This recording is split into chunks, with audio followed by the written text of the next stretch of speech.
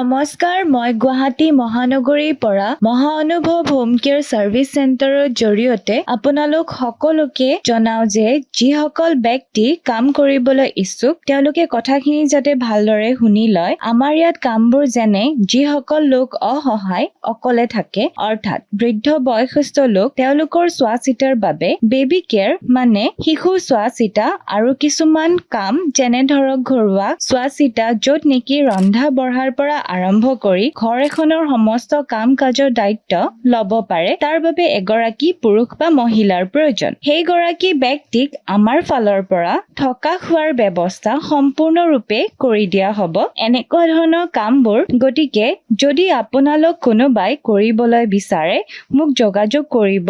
যোগাযোগৰ বাবে ফোন নম্বৰটো মই ভিডিঅ'টো স্ক্ৰীনত দি দিছো, মোক কন্টেক্ট কৰি ল'ব। শেষত আপোনালোকে ভিডিঅ'টো সকলোৱে যাতে শ্বেয়াৰ আৰু ফলো কৰি দিয়ে। ধন্যবাদ।